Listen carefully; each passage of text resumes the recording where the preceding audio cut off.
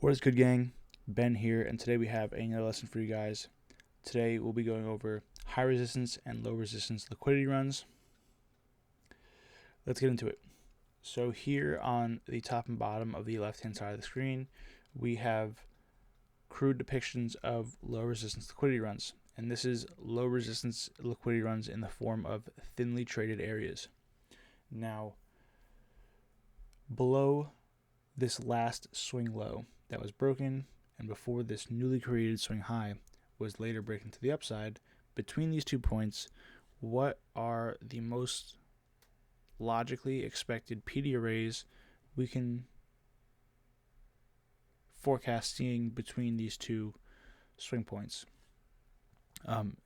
Inefficiencies, whether it be fair value gaps or volume imbalances, those will be primarily the 2 PD arrays we can expect, or type of PD arrays we can expect in between these 2 specific areas in price.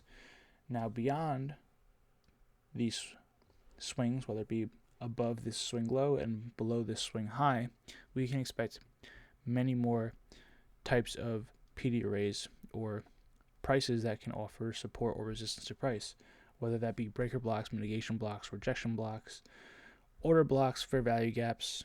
There is much more we can logically expect beyond these swing points as opposed to between these swing points.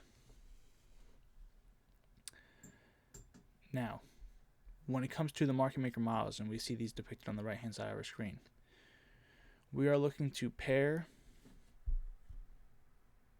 liquidity and opposing high resistance liquidity runs with low resistance liquidity runs. So the high resistance liquidity run creates a low resistance liquidity run. Now, what does that mean? When can we expect a high resistance liquidity run? High resistance liquidity runs will typically come when we can expect instances of heightened volatility. Now, this can come in median of news releases, medium or high impact news, or session extremes, opens and closes, whether it be London open, London close, New York Stock Exchange open, power hour, which is the 3 o'clock hour for the equity futures market. So this is when we can expect instances of high resistance liquidity runs, and we're looking to operate from those high resistance liquidity runs into low resistance liquidity runs. Now, let's hop into price. So I'm going to be taking you guys through Friday's price action, which is here. This is Friday.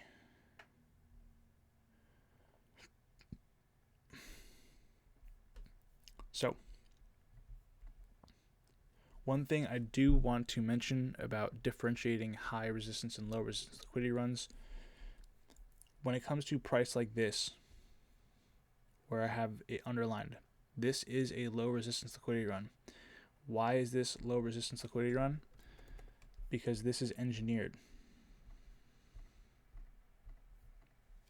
When it comes to high resistance and low resistance, high resistance is thickly traded areas where price creates highs and lows that can offer support or resistance, like this over here on the right, which we'll get into. But this is engineered prior to a time where we can expect to experience heightened levels of volatility. And this example is in the form of the New York Stock Exchange open, 9:30. But why is this initial run high resistance? Well, we do have a low resistance liquidity run, but we have a low here and a weekly low off to the left. By making these steps in price outside of our engineered pool of liquidity, this becomes high resistance. Now, when we make high resistance liquidity runs, we move to pair it with a low resistance liquidity run. So here I'm going to jump time frames. This high resistance liquidity run into multiple sell side pools of liquidity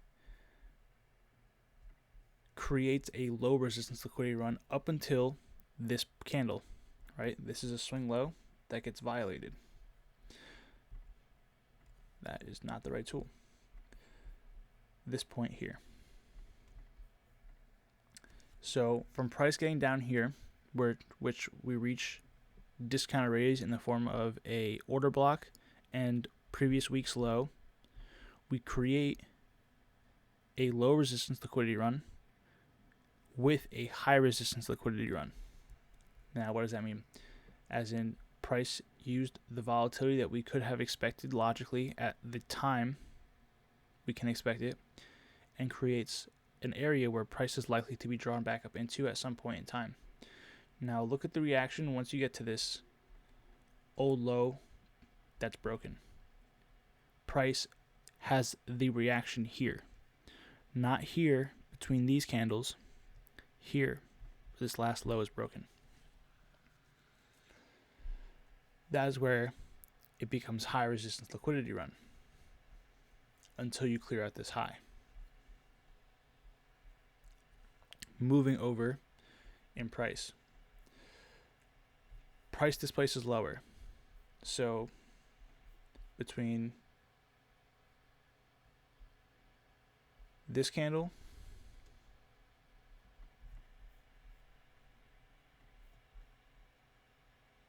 and this candle on this time frame, this is your low resistance liquidity run. Taking sell side,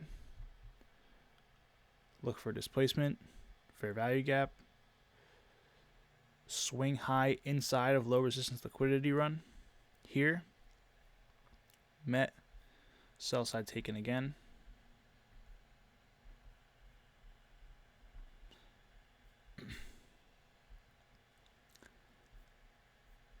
notice how price is small range prior to breaking this high. Then once it breaks out of this high, it does so with speed and creates larger range candles. Look at these up candles and look at the displacement we got and the displacement we found afterwards.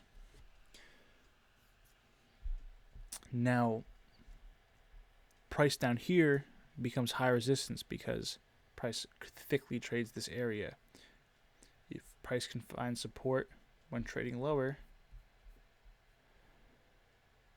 at these highs, drag this over. Look at the reaction. Look at the candle bodies. This is live. I can't fake this. Price can find support there. Price can find support here. Moral highs, here. Old lows here. So it creates a range with many opportunities for price to find support or resistance, and that's going to be high resistance versus low resistance. Now let's move this up to a higher time frame in this same fractal, moving into this week, right? If we are going to expect at some point we get lower prices,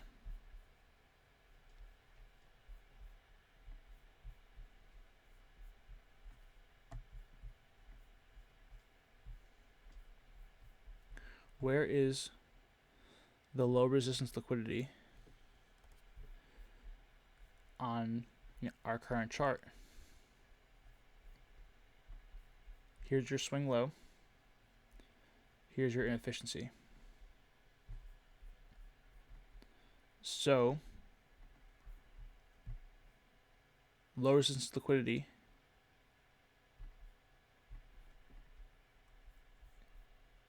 is this fair value gap, and price is also accumulating highs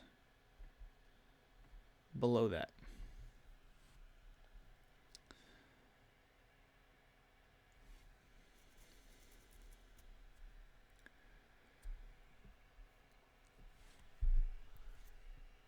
So to wrap it up, this is our precursor to market maker models, using times we can expect high resistance liquidity runs to form low resistance liquidity runs. because ideally we want to be operating in low resistance liquidity run conditions. I hope this was helpful. Until next time, be well.